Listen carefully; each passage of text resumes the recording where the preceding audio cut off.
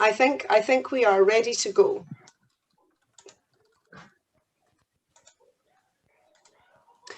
Hi there, everyone, and welcome to Conservation Voices, which is SCB's webinar series. Today, we'll be presenting COVID-19 highlights, the need for more effective wildlife trade legislation. I'd like to ask that everyone please make sure that you mute yourself and also turn off your video camera so we can save bandwidth. We will have 10 to 15 minutes at the end for question and answers. Please enter your questions into the chat box and we will read them out at the end. Please note this presentation is being recorded and will be uploaded to the Society for Conservation Biology Vimeo account after the presentation. So today we will have 4 speakers. Our first speaker is the lead author of the paper that we will be talking about, and his name is Dr. Emile Borze, and I will ask you please to introduce yourself and begin our talk today. Thank you. Hello, everyone. So for my personal introduction, I am a researcher based in China working on animal conservation as a broad topic. Today, we will be speaking about the way we can speak about wildlife legislation and wildlife conservation in relationship with the COVID-19 pandemics and what can be done to mitigate the risk of future pandemics. Next slide, please. So what I want to start with is to say that pandemics do occur, and there are a few examples of pathogens present on the planet at the moment, but all of them actually linked to human activities. If we take a pathogen that's been plaguing human population for quite a few decades now, HIV, for instance, it is known to be originating from the consumption of wild meat, most likely chimpanzees, at some point in the past. If we speak about Ebola, that's been extremely deadly to the area where it was occurring, it is the same. It started through consumption of wild meat, most likely broodreckers a few years back. Speaking about COVID-19, it is also because of human activities.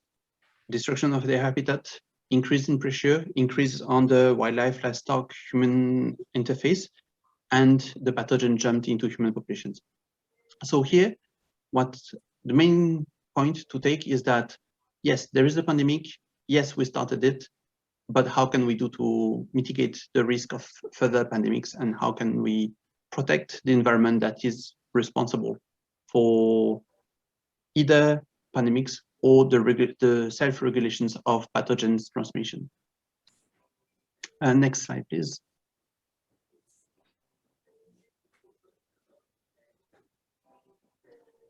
So here we have a shortened, summarized view of the today's world and how that leads to zoonosis.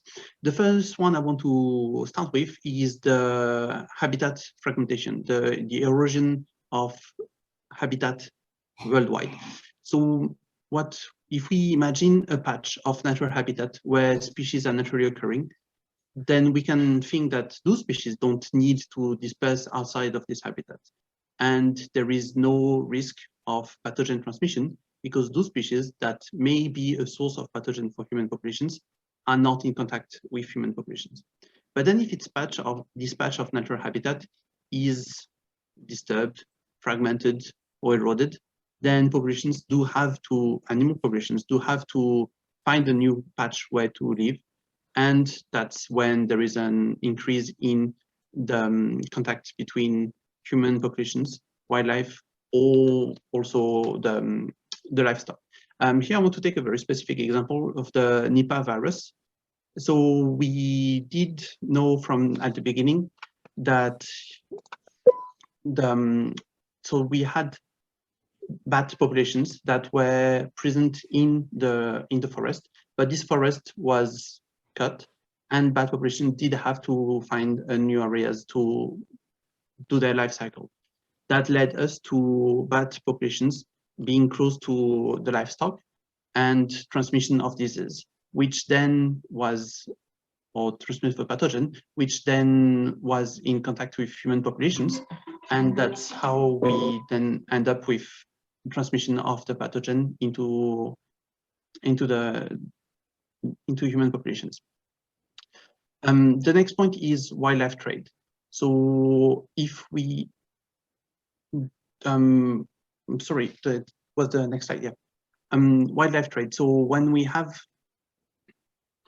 thank you, nope, one back. When there is, thanks, I'll get back. With the trades, there is an increase in the interface between wildlife and human populations. If there is no trade, then the species are not in contact. So here the question is, which species should be traded? Which are the species that are at risk of pathogen transmission when they are traded? And what is doable? And how can we regulate the trade of wildlife? And which trade should be regulated? And then the last point of interest here is the conversion of the habitat. Yes, indeed, we can have some human activities that result in habitat conversion, but then how is that a stressor on wild populations, and how is that going to be important for the transmission of pathogens? So when all of those factors come in together, then that's when we have an increase in the interface between wildlife, livestock, and human populations, and that results in zoonosis. Next, please. So what can we take from the COVID-19 pandemic as a lesson? First, we need to have habitat protected. That is one of the primordial points to prevent the dispersion of pathogens. Another point that is important is the regulation of wildlife trade. Which species should be traded and in which framework? And the next one is rethinking our relationship with the natural world. True, we do need subsistence as well. True, we do need to eat, but do we need to consume meat that is coming from the wild? And at which regularity? And how is that linked to the transmission of pathogens? Those are questions that can help answering and understand the current pandemic. Next, please. So first, protection of the habitat. And here it's about habitat fragmentation that I want to focus on. And so if we have habitat fragmentation, this is a stressors for wild populations. And by stressor, I do mean that small encroachment, for instance, urban tract going through a forest can have an impact, but it can also be pets or livestock that is in contact with the wildlife, which is resulting in higher stress to the local wildlife, which in turn is resulting in a decrease in the chance and the ability to resist to pathogens, and results in turn in a higher risk of pathogen transmission into the human populations that came into this fragmented habitat. And habitat fragmentation is actually widespread and prevalent, can be done through agriculture, urbanization, or the presence of just grazing animals from the livestock. So habitat protection will be one of the first points that needs to be raised to prevent further pandemics. Next, please. Regulation. So which animals should we trade? What is important? And what can happen when we stop the trade? So here, one of the recommendations would be to follow, for instance, some of the CITES or IUCN Red List listing. Any species that is listed as threatened or data deficient is a species that do not need to be consumed, and that would decrease the risk of having those species in the trade and transmitting pathogens. Next, please. And then, okay, we can have regulations, but if we look at regulation at the moment, most species that are regulated are mammals. And do we really think mammals are the only species that can carry pathogens? Should we try to protect other species as well, such as, for instance, marine mammals or reptiles or amphibians that we'll be speaking about very soon. Next, please. So the key measures supporting the decrease in risk of pandemics, first is ecosystem restorations, which would provide, and then providing a stronger basis for regulations and trade regulations, and then alternative subsistence, such as which wildlife should be harvested for human consumption, which wildlife should be protected, and which habitat should be protected. Next. So this is a short summary of the situation. We have the current state at the moment on top, with increasing habitat fragmentations and unregulated markets. Two options for the future. Business as usual means that we have an increase in habitat fragmentations with unregulated wildlife markets, which will result in a higher rate of human-wildlife interaction and a higher risk of zoonoses and pandemics. That's what's happening at the moment.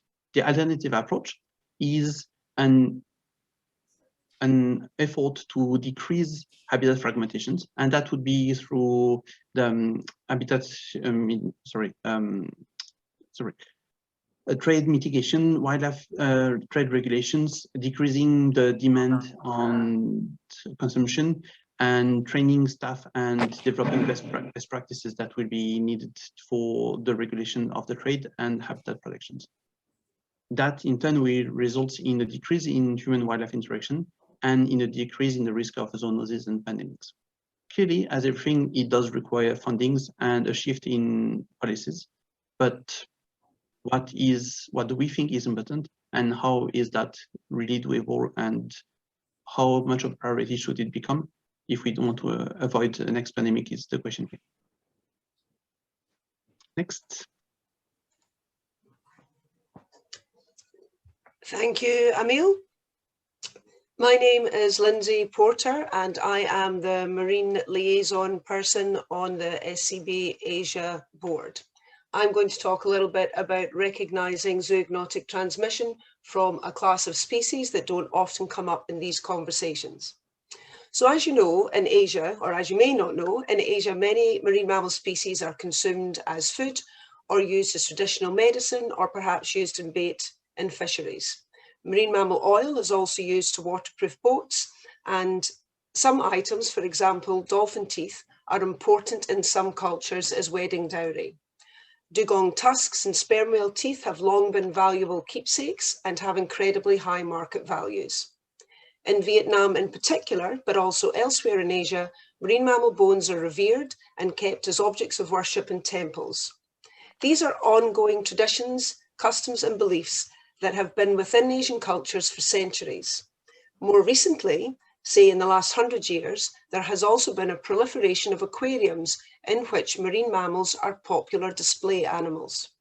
So when we talk about zoonotic diseases, we think mostly about terrestrial species and forget that marine mammals can transmit disease too. So to investigate this a little more in detail, the Scientific Committee of the International Whaling Commission has conducted a worldwide study, and I was very much part of the Asian review of the use of marine mammals by humans in our society today. The study included data from researchers, NGOs, government authorities, and many, many fishing communities from throughout 16 countries within Asia. We developed risk maps based on 5 different categories of take or harvest of marine mammals. And to use that, we looked at the percentage of species that were at risk as depicted by the colours of green through red in the maps that I'm about to show you. We focused particularly on small cetaceans, so that is some species of whales, all dolphins and all porpoise. So the first category we looked at was commercial take. So this is defined as a take that is used as bait, food or for other purposes, and the killing of the animal is specifically for commercial gain. Parts of the Indian Ocean, the Timor Sea, the East China Sea, and some coastal areas of Japan, Russia, and Korea, so the Northwest Pacific Ocean, are highlighted as areas where more than 50% of the small cetacean species that occur are at risk from these activities. The second type of take is called subsistence, and this means the take is for your own or for community use, again, as food, bait, or for another purpose. Now, these takes may be targeted, they may be deliberate, they may also be opportunistic. So if you are out fishing on your boat and you see a marine mammal, you decide to focus your hunt onto that marine mammal. Or indeed, they can be salvaged. That is, when an animal is caught in a fisherman's net, they can either be released or used or cut free to float away. So subsistence we also use to think about those animals that could have been freed, but in fact are taken into the use by human population. So this class also includes Aboriginal hunts. Again, areas of the Indian Ocean and some coastal areas of the Northwest Pacific are highlighted as areas where more than 50% of the small cetacean species that occur there are at risk. The next category is control killing, and that is very much restricted to the coastal areas of the Northwest Pacific Ocean, where the occurrence of marine mammals is believed to pose a threat, either as competition by taking fish or through damage to aquaculture installations. The fourth category may surprise you. That is those animals that are captured alive for display in aquariums or zoos. This practice is widespread throughout Asia, and there are many areas where more than 50% of the cetaceans that occur there are at risk. However, the Gulf of Thailand, the southern South China Sea, the Indo-Malay Archipelago, and the coastal waters of the West Pacific Ocean all document areas where more than 75% of the species that occur are at risk from this activity or this use. And finally, research. Some marine mammals are killed for research or to be used in museums. This is clustered within the Northwest Pacific Ocean, both inshore and offshore, and in addition, some areas of the South and East China Seas. The Yellow Sea and the Sea of Japan are areas in which more than 75% of small cetacean species that occur are at risk from this activity. There are several factors that drive this marine mammal use, including the small cetacean study that I've just described. First of all, there is an overall increase in fisheries as the human population of Asia grows.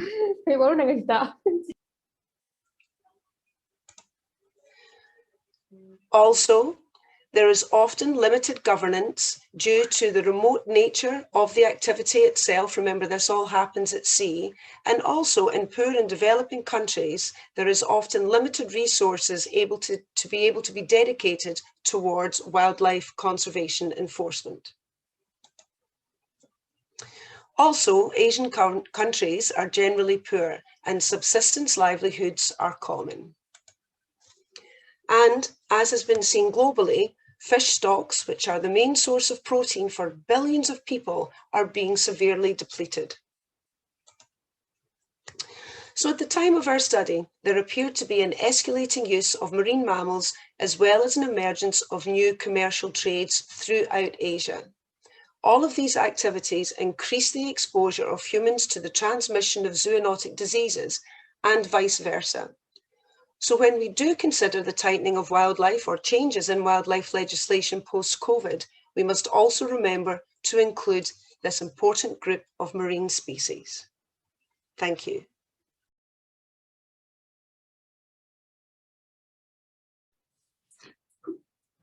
Hi, I'm Ben Marshall. I'm a researcher at the Suriname University of Technology in Thailand, and I'm going to chat a little bit about the reptile trade. It's less of a direct link to the COVID situation, but it does serve to quite nicely highlight some of the problems that we deal with when we are working with the wildlife trade and trying to keep track of everything.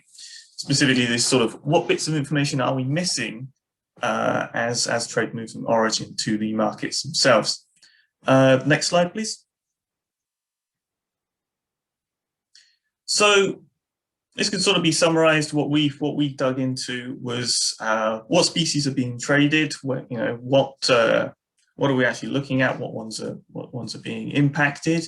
Where are they coming from?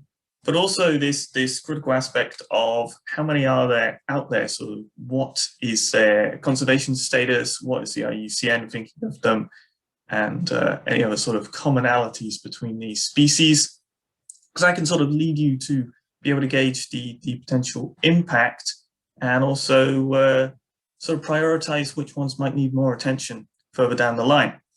If we go next slide. So we used a number of sources to get a handle on the reptile trade. The top, I suppose, premier, the going standard for keeping an eye on international trade in wildlife products and plants is CITES. And if you look at CITES, you look at their trade database and what they're keeping track of in terms of reptiles, you'll see around 844 species, which sounds pretty good. And they've got decent numbers on where they're coming from and the type of product they're used in. But we were a little bit suspect with how good that coverage was, essentially. Was it capturing all the species? Are things being missed? Because, I mean, we knew of examples that weren't covered by CITES, so we wanted to sort of dig in and see how much was being missed. So we do next slide. So another wonderful monitoring body is LEMIS, which is basically the US frontline for monitoring wildlife products coming into the United States. And they've got a very nice system there that has a lot of data and a lot of metadata, but already just with adding an additional source there, we saw a massive jump in the number of reptile species being traded, up to 3,000 species. So huge increase. And the overlap, okay, there was quite a lot of overlap between what was being monitored by CITES and what was being monitored by LEMIS, but it does serve to illustrate that there was a lot more species that aren't getting the same level of international attention. But these two have been looked at in sort of decent detail in previous studies, and people are starting to get a decent handle on numbers and quantities and the origins of these species. But we wanted to take it a step further. So you go next slide.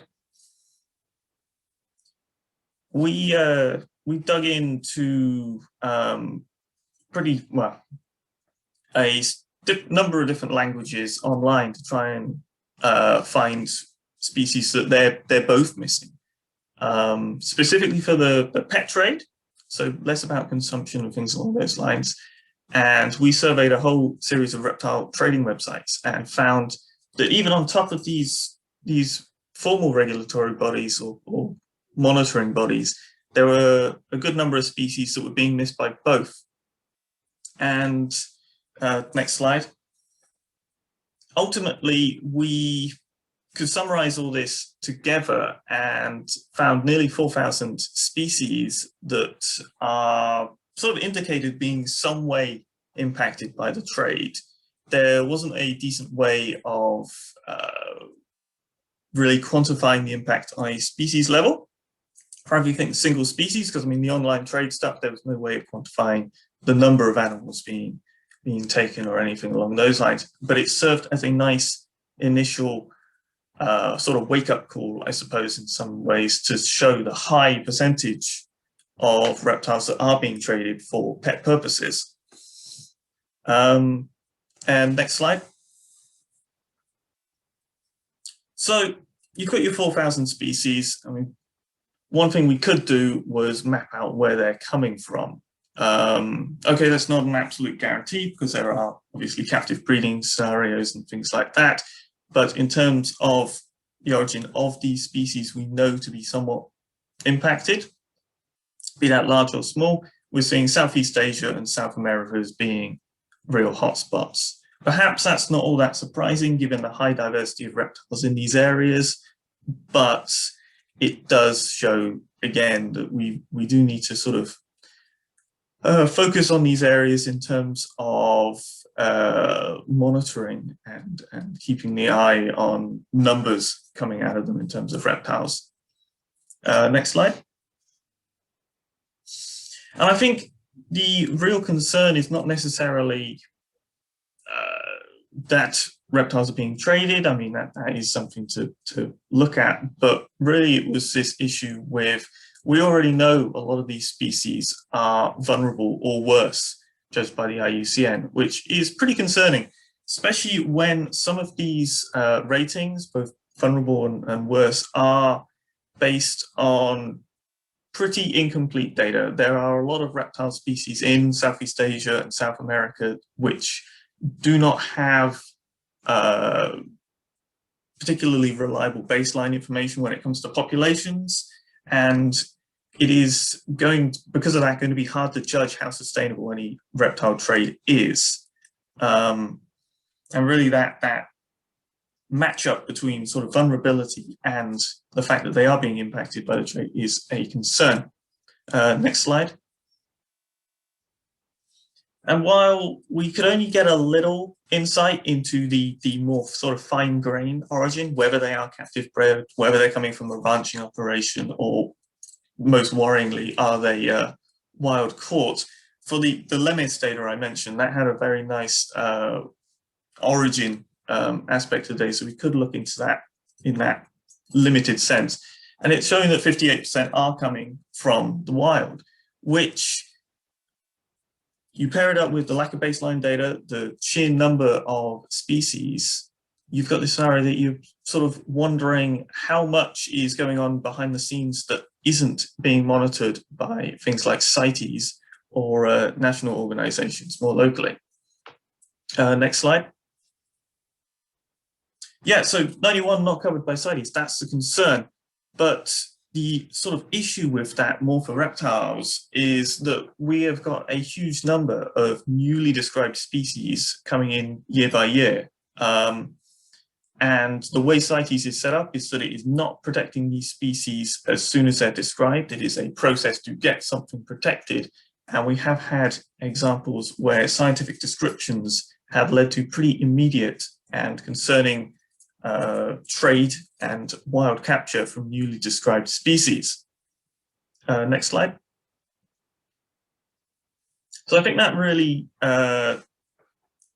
demonstrates that there is a quite concerning lag between the regulation and what's occurring in terms of market and demand. And reptiles in particular, we have this drive for novelty, either new morphs or new species. And when that's paired with a under-monitored trade and a sort of worrying lack of baseline data on a lot of these species, certainly the newly described ones, it does sort of get you to question exactly how much of an impact the reptile trade is having, and whether we're happy to carry on with a more sort of laissez-faire approach, or that we should be taking a harder look at it and perhaps reversing the default of trade until regulated. So yeah, that's me.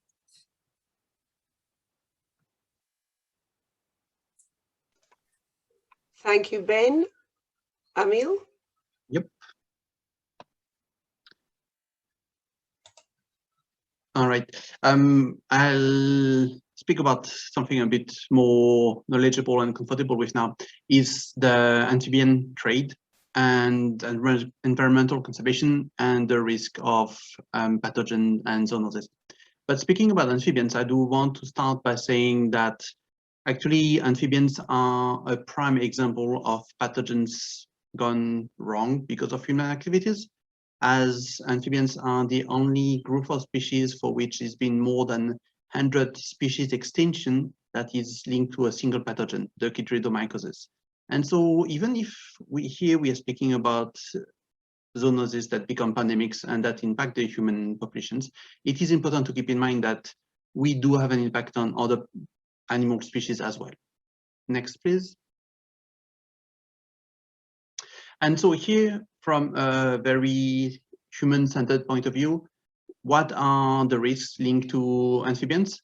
First, mycobacteria and arboviruses. So mycobacteria are zoonotic. There is a risk of transmission to human populations, and arboviruses have the potential to become zoonoses, which could become pandemics. So we have a first step that is something we should maybe care about. The next one is actually maybe much more important, is vector control. So now there is an evidence that in populations, in areas where the amphibian population has crashed because of the chytriomycosis that I introduced earlier, there is a very strong increase in death because of malarias. And so even if it's not a direct link, it's not amphibians that bring the pathogen, we have a very clear relationship between the presence of amphibian populations and human death. And finally, pest control. Amphibians are actually significantly impacting the yield of crops, and here especially soy and rice. And in areas where amphibian populations have crashed, the crop yield has followed the same pattern. And so here we have three reasons why amphibian conservation, habitat conservation should be considered and become a priority. Next, please. But then you could say, all right, but I mean, do we have evidence that's something that happened in the past? And actually, yes, we do. So if we look at the population of amphibians, and here I'll switch to Europe for a few seconds. If we look at especially Western Europe, where the amphibian consumption was really high in the past, especially France, but it is still high, but not as high as it used to be. There has been a very significant decrease in amphibian population size not that long ago. And this is also the time where there were some cases of viruses that are mosquito or borne, also transmitted by flying insects. And so it is just a time correlation, but it is a correlation. Then we have amphibian consumption. I spoke about viruses earlier that can arise from amphibians. If we eat amphibians, isn't there a risk of having those pathogens? That's something that should be considered as well. And then invasive species. So here we have a picture of a bullfrog, an American bullfrog, which is one of the worst invasive species in the world for amphibians. And they are known to be carrying diseases such as ranaviruses or chytriomycosis. And so regulating the trade of those species will very clearly have an impact on the transmission of diseases and pathogens. But then, okay, right, those are assumptions and correlation. I don't have any very specific example. Actually, we do. A few decades back, the main exporter of amphibian for human consumption was India. And because of the crashing populations, the two species were listed in the CITES and protected since then. Those species have bounced back. They are now in much larger numbers, and they took back the role of the ecological function in the environment. So yes, it is possible to do something. It does require some activity and some funding, but conservation and the impact on pathogens is something that is doable. And then if we lose amphibian populations, we also lose some genetic diversity. And here it's the example of a giant salamander, but it's many species, and the Hoplobactrachus species in East Asia are another example. It's because of the trade we have lost some of the species, or for the group of species, it could be some clades. It does result in loss of immune system and potential to resist to some diseases. And so here we see that if we lose some populations, we lose the ability to fight against pathogens, and we get back to the link with the pandemics. Next, please.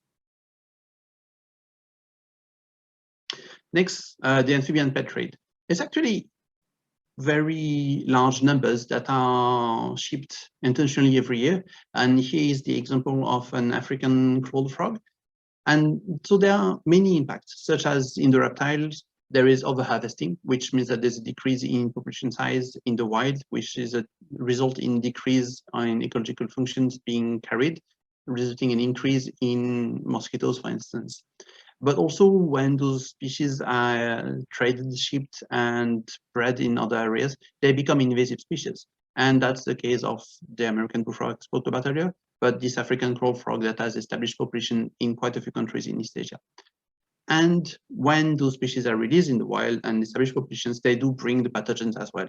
And here we have the example of the chytrid fungus again, which originates from Northeast Asia, but is having a very strong impact in other regions. And that's also the case of rhinoviruses and other pathogens. Next, please.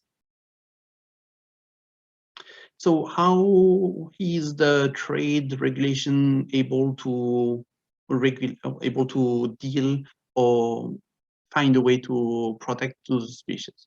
The first one that is the first requirement is installing or deciding on regulations that would prevent the loss of species before the descriptions. And that's, for instance, the case of some of the giant salamanders. They are not present in the wild, but researchers know that some species have not been described. Changing conservation units. For instance, here the picture on the bottom is a toad from Northeast Asia. Those toads have been traded for 1,000 years, and actually to the point that two clades in northern China are not differentiable anymore, but they have very different ecological requirements. And so if we define conservation units that are then followed and used by practitioners, then we can have adequate conservation of the species, of the environment, and restoration of the ecological functions. And then the limit of pathogen spreads, here getting back to, for instance, the chytrid fungus, when the trade is regulated, when species do not end up released in an habitat that is not their native habitat, then we have a very strong decrease in risk of pathogen transmission. Next, please. And so restriction post-COVID-19, what happened exactly and how are amphibians impacted? So I want to start with China, because that was the first country that actually implemented new regulations following the COVID-19 outbreak, and very strong regulation that resulted in the ban of many species from the trade. Amphibians are actually excluded. Amphibian fish and reptiles are excluded from those regulations. So very strong actions that did not change much for Chinese amphibians. Then Vietnam followed suit to China's action. And actually in Vietnam, some species of amphibians have been banned from the trade, such as the Oplobactrachus I spoke about earlier. The problem is that it is very temporary. And then the next country I want to speak about is the Republic of Korea, where the trade has actually been banned for all non-endemic Korean species. And that had a very strong, or that will have, because that happened a few weeks ago, that will have a very strong impact on the risk of transmission, disease transmission. All right, thank you. And 2 slides next, please. Yep, next.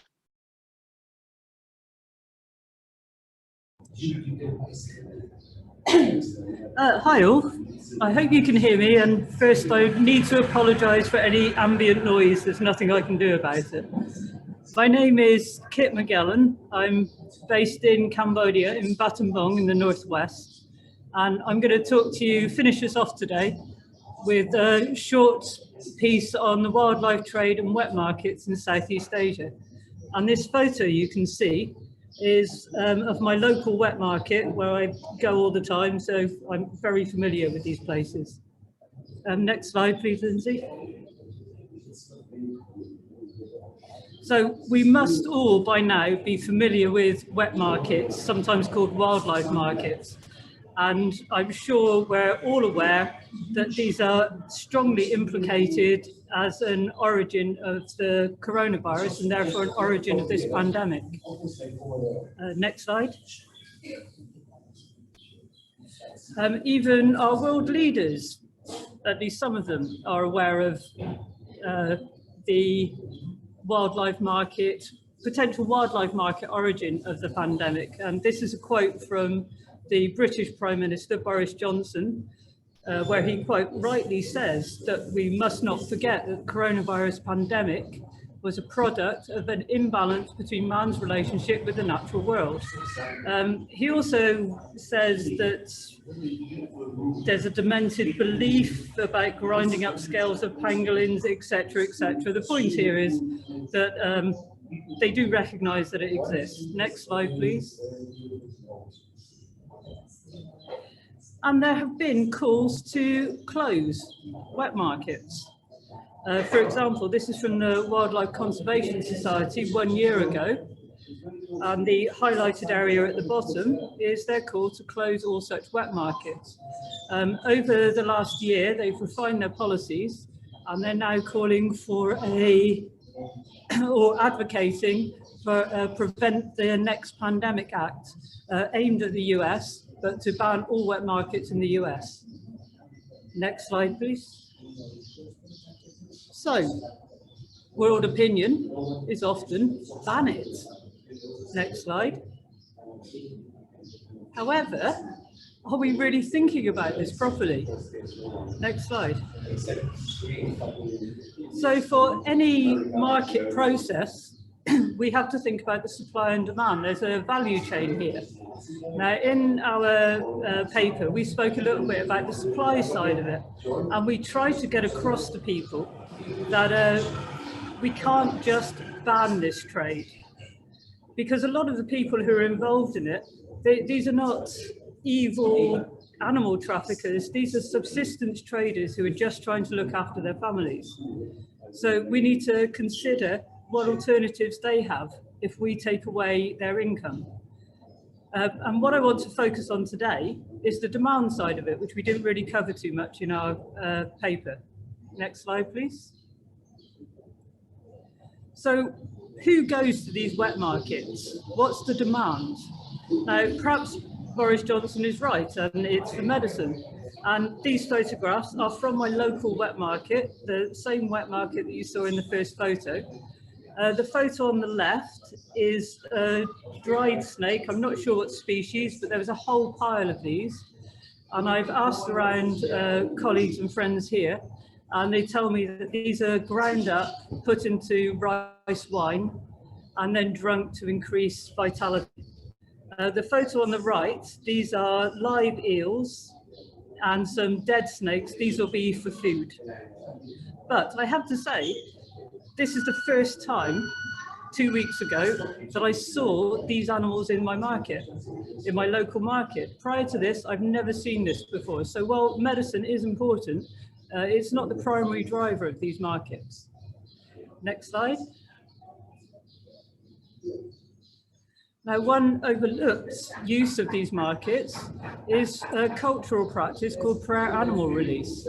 Now, this is where it's mainly a Buddhist and Taoist practice, whereby animals are released in order to get good karma for yourself, your loved ones, your ancestors.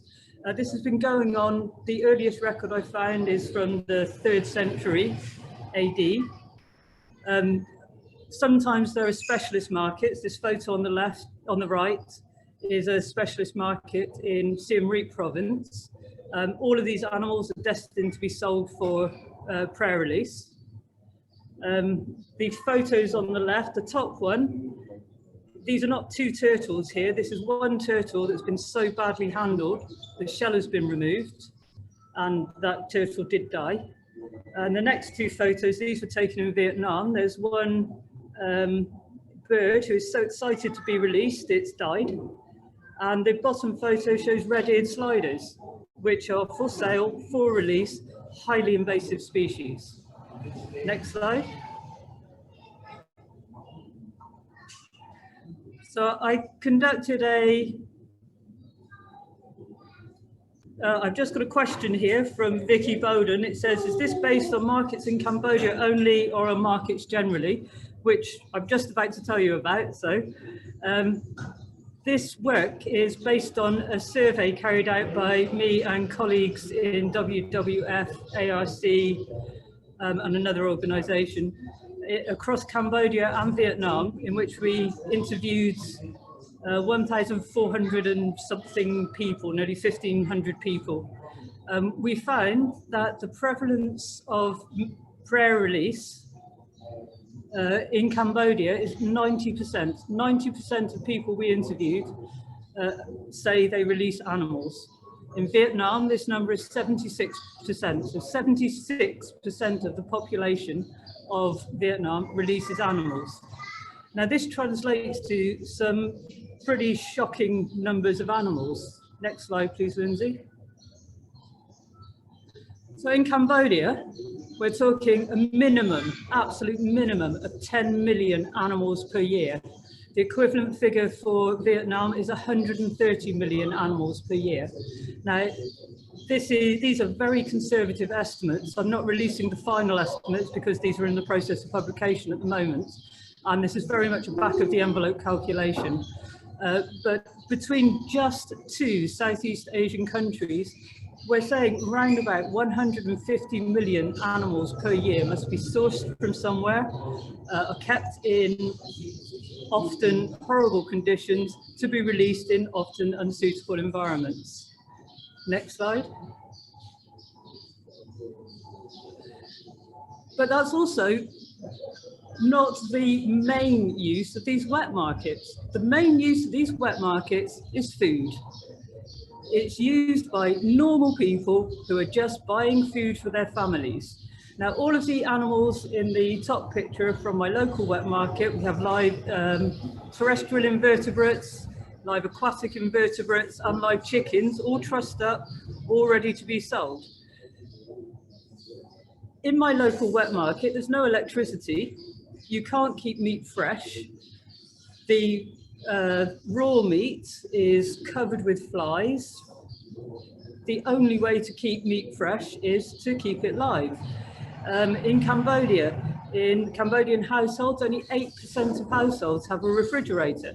Now, this data comes from 2013, it's probably more by now, but there's a low percentage of people have cold storage, are able to store food. The best way to store meat is to keep it alive. So next slide. So, well, I've been thinking about this a lot ever since we published this paper. And I absolutely agree, we need legislation. But if we legislate, what are the alternatives? How do people keep living? How do people continue to support their families if we ban wet markets? We need to make sure there's alternatives in place and viable alternatives that work for the people who need them before we consider something like a ban. Next slide. And this is our take-home message here. How do we legislate? We say for sure we need more legislation, definitely, and this pandemic is an opportunity to rethink how we are legislating to coexist with wildlife. But we need to think about things. We've highlighted here that there are many taxa that are not usually considered in wildlife legislation. So we need to think about not just the popular species or the well-known species, we also need to think about all of the other species that need to be protected and that are involved in the wildlife trade, we just don't know about it. We also need to think about cultural and national sensitivities. I mean, how can we legislate against religion? We can't. So we need to try and engage with people and change the way that people are using animals. Make it more respectful, make it more sustainable. And finally, we need to think about what the alternatives are. We can't just ban things, we need to think about it. And that's our take-home message here. We must legislate, but let's do it properly. Let's think about it. Okay, I think we're ready to take questions. Lindsay will be taking care of that. Thank you for your attention.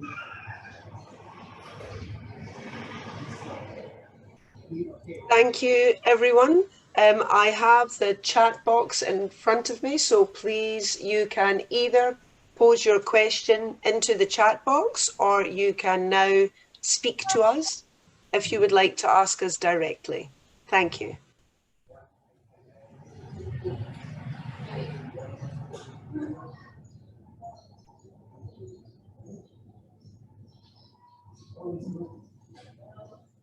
Fantastic. We have answered everyone's questions and thoughts with our talk. Oh no, here we are.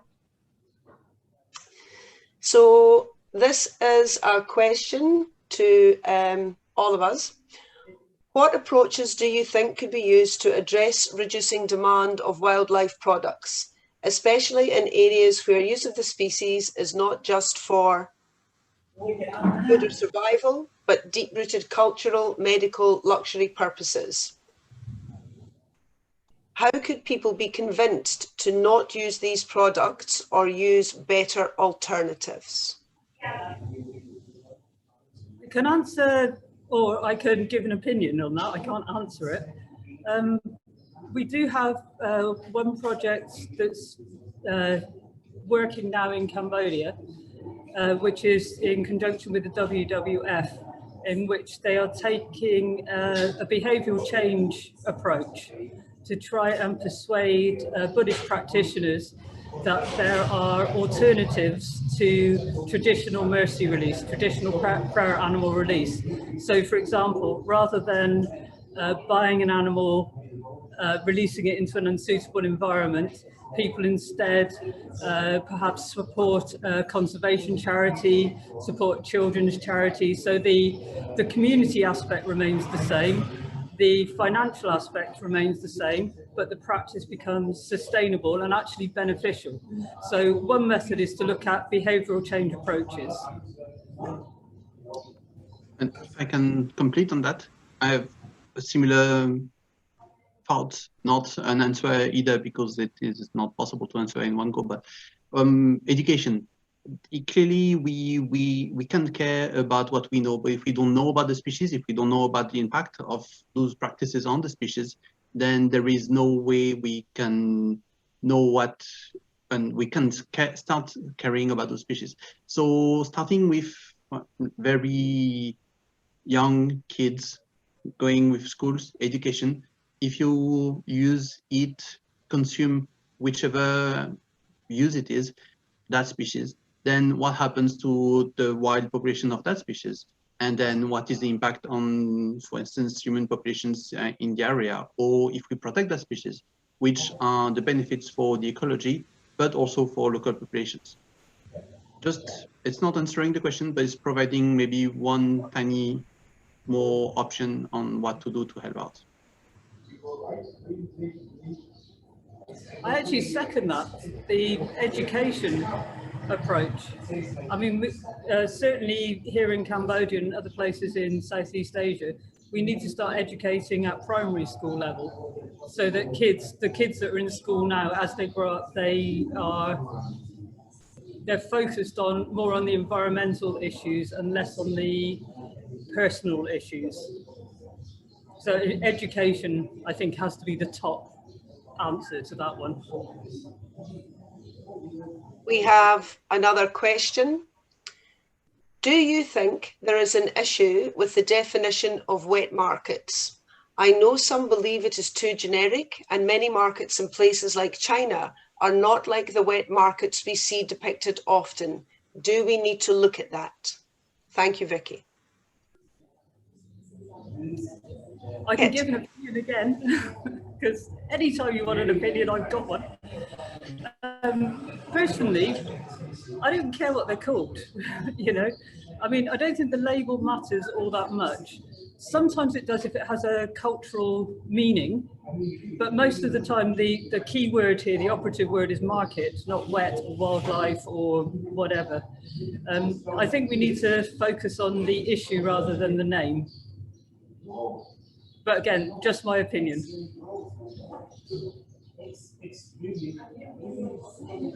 I'll move on to the next question.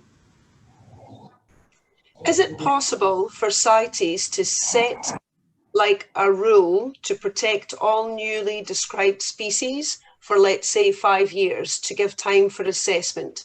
Seems like there's a lot more species that need to be protected from trade.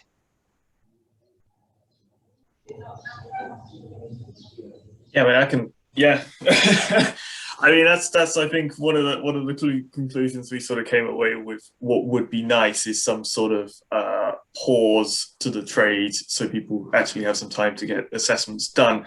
I think potentially not having a set time and instead have it as a set amount of knowledge or something along those lines would be what I would suggest, with something like, you know, there's a lot of money floating around in pet trade stuff or fashion trade stuff, which for me, I see it as if you're making money from something, then it is your responsibility to make sure that it isn't having a detrimental impact, right? That's where I feel the onus of responsibility sort of sits. So I would suggest instead of time, you have something like you need to either fund or support the assessment of baseline populations or something along those lines. So you're like, okay, you're only trading species that we know have a stable population or something along those lines. Because just time doesn't necessarily mean something good. I mean, there's examples of species that have been traded for years and years and years, but you could still be trading them to a worrying degree. But yeah, just something to slow stuff down would be a massive step in the right direction, as I would think. Whether CITES is the correct organization to do that, I don't know. I'm not familiar with the inner workings of it and how quickly it could be turned into something sort of that fast. But yeah. Thank you, Ben. I have in the comments a response also to the CITES question from Louis, pardon my pronunciation, Louis Lalanchon. If I may respond to the CITES question, given the criteria and practice for listing in CITES appendices, maybe national listings would be more feasible and beneficial. Yeah, I think national stuff is absolutely where things should be heading. I mean, that's empowering the places that actually whose wildlife this is more than anything, rather than this top-down mega international body. The only trick I would say with the national stuff is having a pretty standardized system to spot check things, to make sure everything's being done to a comparable standard. So when it does come from import export and you're tracing international movements, you've got something that's comparable between nations and listings and how they're keeping track of stuff. But yeah, essentially. If I can add to that, I mean, clearly having legislation is important and it's something that is needed. Maybe national, international, regional legislation, anything that can make a difference should be welcome. What is important though is implementation. If you have, I mean, at the moment we have legislation. There are many areas in the world where there is legislation against trade, against like taking the wild, against many things. But those legislations are not implemented, and many reasons for that. One of them being there's not enough funding for the implementation of those legislations. And so providing funding for the implementation of those legislation may actually be as important as starting new legislation. If I may add a comment, my name is Maribel. I'm a conservation lawyer, and I would just like to support your comment, but also Keith's ideas. We have to legislate, and in some cases legislation is there, but we need to take care of the context and their cultural and survival issues that legislation needs to take into consideration. And in many cases, we tend to but we tend to think that legislation is prohibiting, banning, and legislation is not only that. Law can find many other different solutions to wildlife trade other than prohibiting. And in law, we can also can find preventive solutions to avoid reaching to the point where this species is already lost. So I just wanted to add my legal perspective to this. It just support your ideas. Thank you. Thank you, Maribel. I have several comments on the chat thread from Tony Lynham. Wet markets can at least be monitored by local law enforcement agencies, but how about online trade where a lot of pet trade in reptiles and amphibians is happening? Cave geckos and star tortoises from Myanmar appearing online as an example. How can wildlife trade on Facebook be regulated?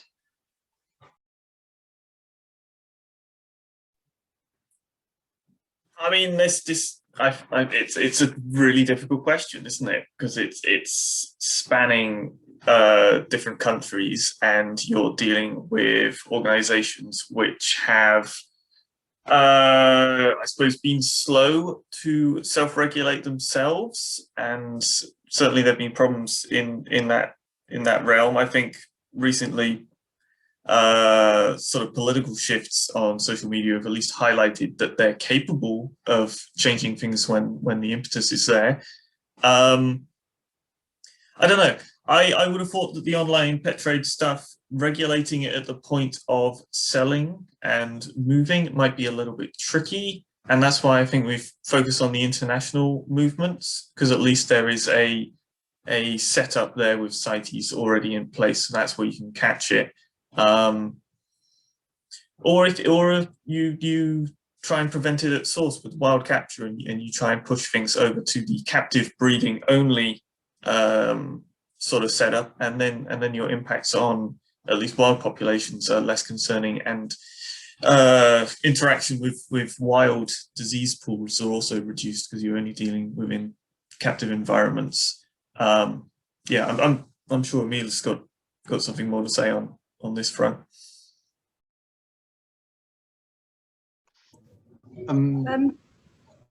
Sorry, Emil, did you want to go? No, then go ahead, Kit. Sorry.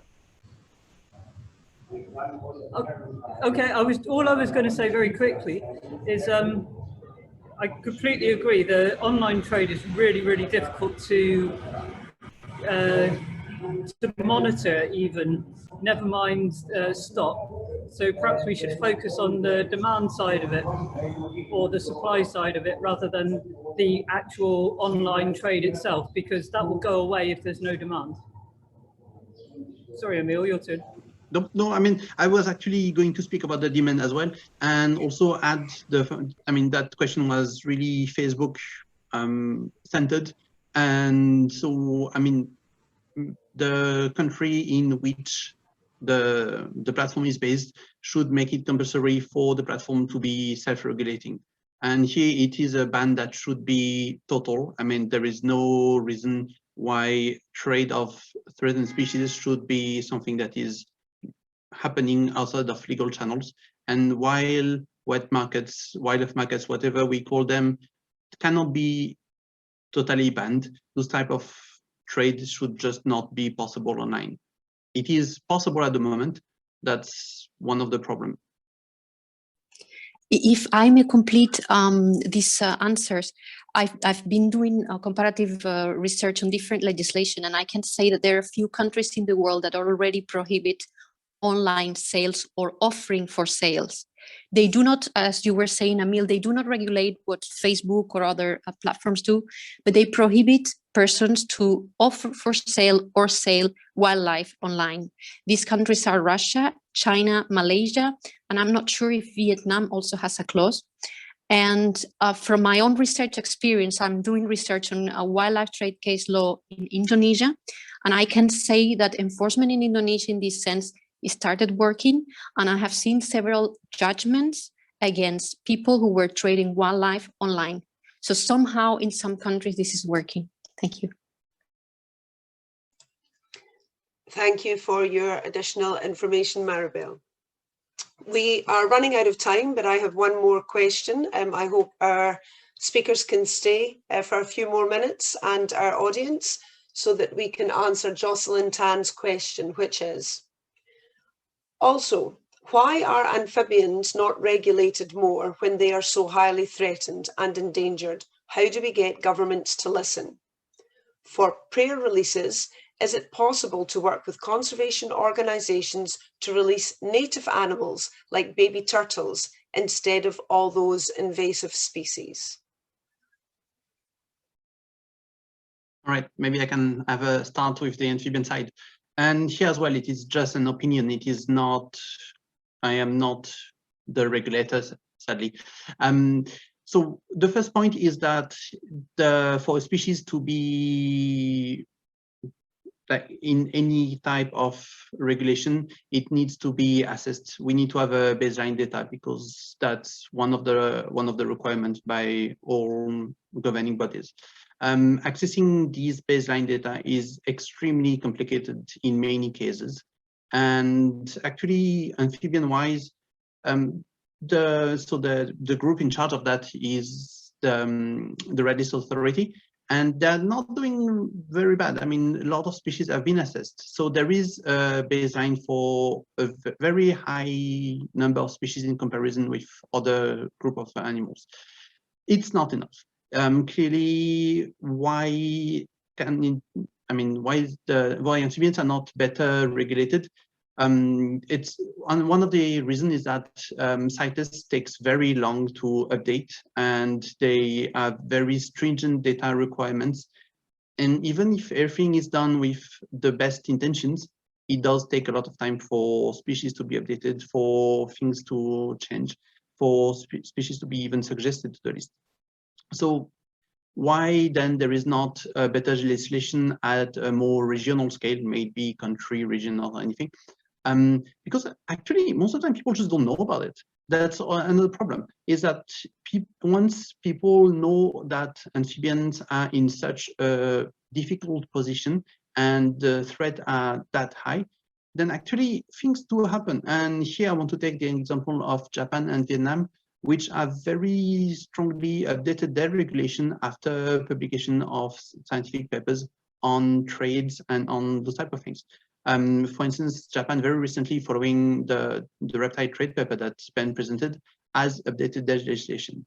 Vietnam has updated their legislation based on the trade of the Hoplobacter species, a very large type of bullfrog that was used for food, and for which there are non-described species that will never, unlikely to ever be described because they are not anywhere else than in the trade. So the one I want to sum up in 2 words. The first problem is lack of data. The second problem is lack of knowledge by the ruling bodies. And maybe I'll add a third one. People just don't care about amphibians. If you have the big tigers, then so much more attractive.